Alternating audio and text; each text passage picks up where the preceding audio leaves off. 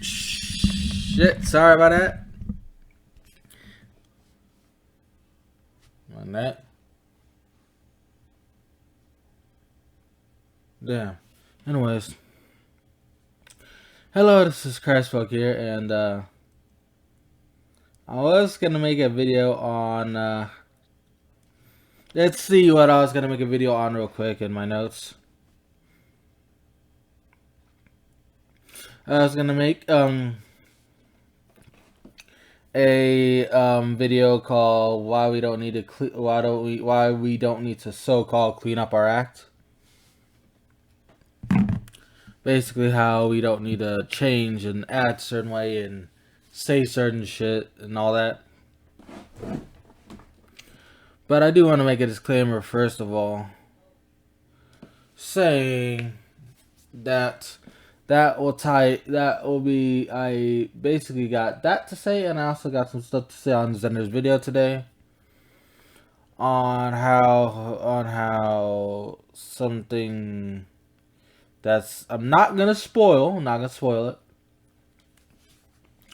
But anyways, let me just tell you that reading the comments from Anthony yesterday, I realized that I could not have been a fatalist. When I said I was... Sorry, my neck and shit. But with the title of that video, you know? I guess I was too quick to make a title.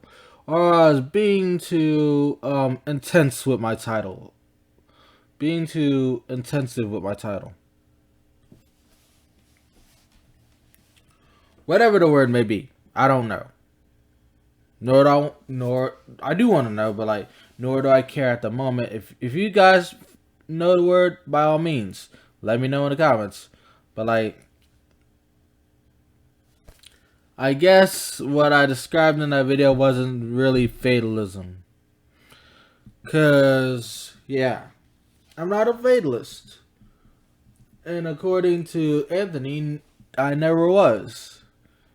And thank God for that, most definitely.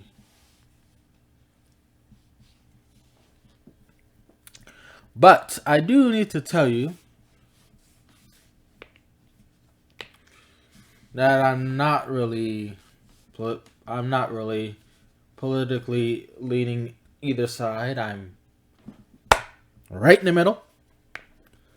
But I do think that he is right with the whole man of lawlessness thing. I do think that he has some clues on that.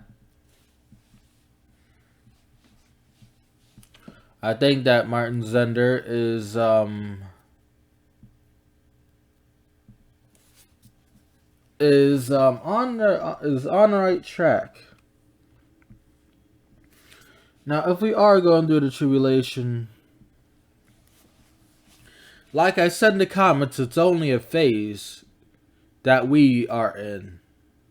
It's only a phase. The body of Christ is not meant to go through the tribulation if we're already in it. Or at least we're not meant to go through the whole of it. You see. If we're meant to go through a little bit of it, then yes.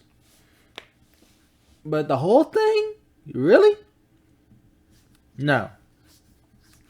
I doubt that. And I used to follow this NDE person who used to believe that basically no one basically leaves the tribulation. No one can get out of the tribulation, basically. Even Christians know that this is, even though they're unscriptural about it, even they know that this is an actual thing. The only thing is that they have unpleasurable fantasies about the tribulation, to say the least. Unwanted, rather. They have fantasies that they will be the ones going and we will be the ones staying, and quite frankly, it's the opposite. Flip it, reverse it, I guess. I don't know. But And about he mentioned the Euphrates River. One of the horses, the figurative horses, or one of the things that happens with the Euphrates River. It's supposed to be like, well, something comes out of the Euphrates River. I think it's one of the horsemen. But I want to say that basically, the Euphrates River is already drying up. It's already drying up, so that could find its significance in that.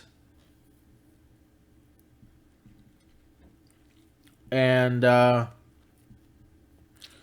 yeah, that's it about that.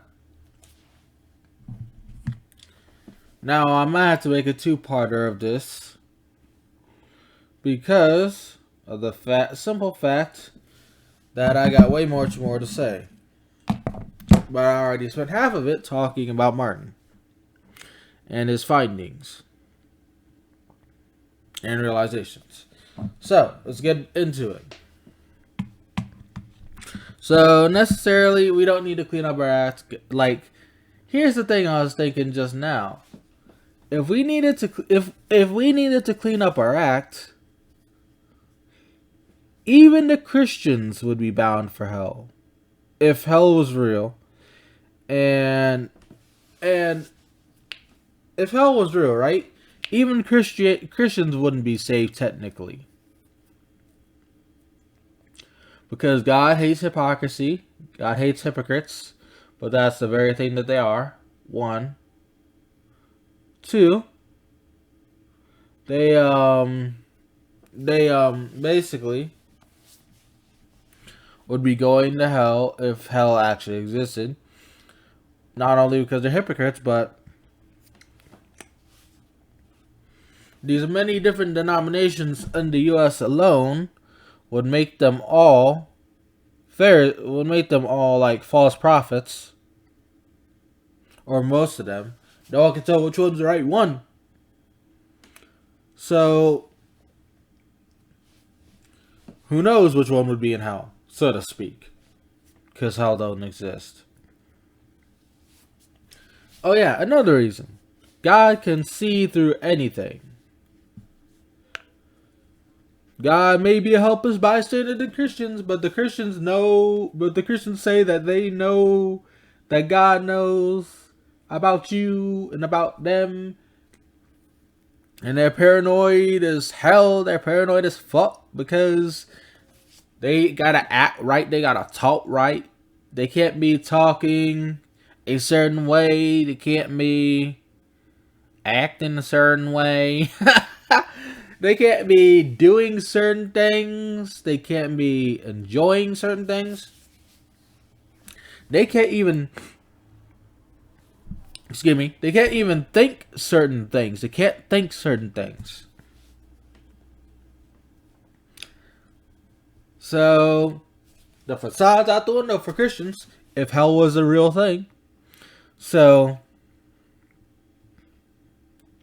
but you and I both know. All of us both know, or most of us both know. Whoever's watching this, you and I both know. You and I both know that this is just false. It's all just bullshit. It's false. Because, like, if Christians really stick with what they said about hell, then they themselves would be in it because God would know their every thought, their every desire, their every action. You know, the only thing he'd be missing is what? The only thing he would be missing, technically, not even technically, but full on, is the will. And this goes along with their free will too. The only thing he would be missing is the will to put them in this so-called hell. For them, it would be like having all the evidence, but lacking a prison or a cell that tortures you, and that basically is the equivalent of death row or life in prison. But we don't have that. Nobody has that. They need to get the fuck over it. Sorry, not sorry, as Zelikami would say in his famous song 33 Black Glass, or 33 Glass. I really gotta remember that. But it was certainly something along the lines of 33 black glass. So, sorry, not sorry, Christians, as Elakami would say. You are fucking wrong. And I'm sorry, not sorry. Yeah. So, yeah. You get exactly what I'm saying if you're a Christian. But if you're a believer, you already knew this. It ain't nothing new. But yeah. Now, next video, I'll be talking about